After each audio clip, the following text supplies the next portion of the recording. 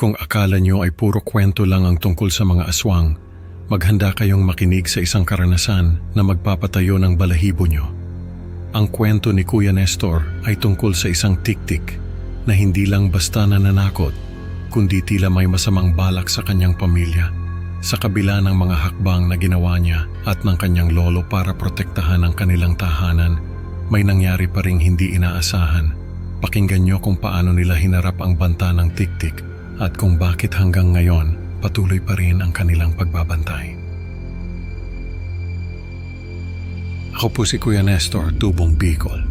May gusto lang sana akong ikwento sa inyo. Hindi ko alam kung naniniwala kayo sa mga aswang, pero sana pakinggan nyo muna itong karanasan ko. Bata pa lang ako, sobrang takot na ako sa mga kwento tungkol sa aswang. Lalo na sa tiktik kasi parang hindi ka na makakatakas kapag napili ka nila.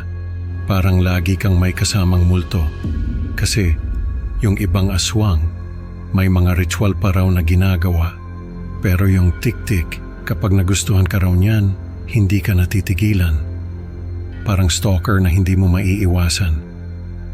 Kaya nga, nung magbakasyon ako sa probinsya, tapos makarinig ako ng tiktik, halos hindi ako makatulog.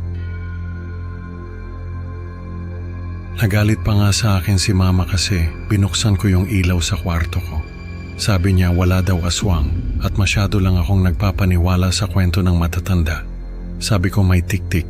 Sabi niya hindi raw ako makakatulog kung maliwanag. Pero hindi ko na lang siya sinagot. Kasi hindi naman talaga ako makakatulog kung may tiktik na nakapaligid sa bahay namin. Paulit-ulit lang yung tunog na parang sinasadyang takutin ka. Tapos parang may mga matang nakatingin sa akin na parang may nagmamasid sa bawat galaw ko. Noong mga sumunod na araw, hindi na ako nakatiis. Naglakad-lakad ako sa lugar namin. Nagbabaka sakali na mahuli ko kung sino yung tiktik. Tapos isang beses nakakita ako ng anino na lumilipad. Doon ako nakasigurado na may aswang talaga na gumagala sa lugar namin. Kaya ang ginawa ko, nagbantay ako gabi-gabi. Sabi ko, hindi ako papayag na may aswang na makakapasok sa bahay namin. Kailangan kong protektahan yung pamilya ko. Nakipag-usap ako kay Lolo, sabi niya, tama raw yung ginagawa ko. Kailangan ko raw na maging matapang. Kasi noong kabataan niya, nakaharap na rin siya ng tiktik, nakatayo raw ito sa bubong nila. Tapos yung dila nakapasok sa bintana ng kapatid niyang buntis.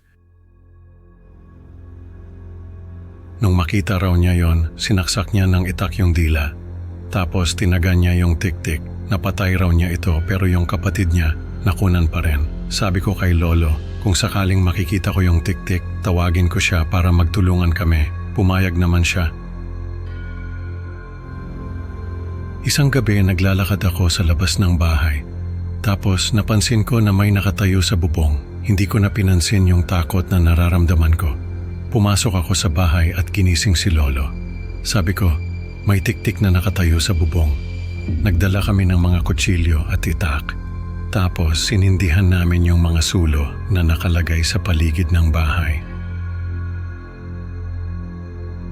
Nagbuhos din kami ng asin sa bubong. Sabi kasi nila takot daw sa liwanag at asin ng mga aswang. Pero yung tiktik hindi umalis. Doon pa rin siya sa bubong namin. Parang sinasabi niya na hindi pa tapos ang laban namin. Marami pa kaming ginawa ni Lolo para mapaalis yung tiktik. Pero sa kabila ng lahat ng yon, may nangyari pa ring masama sa pamilya namin. Parang may mabigat na ulap na laging nakadagan sa amin at ramdam mo yung takot sa bawat sulok ng bahay. Nawalan kami ng isang mahal sa buhay. Hanggang ngayon, nagbabantay pa rin ako. Hindi ko na hinayaan na matakot pa ako. Sabi ko sa sarili ko, hindi ko hahayaang mangyari ulit yung nangyari sa amin. Kailangan kong maging matapang para sa pamilya ko. Sabi ko nga sa mga anak ko, kapag narinig nila yung tunog ng tiktik, gisingin nila ako.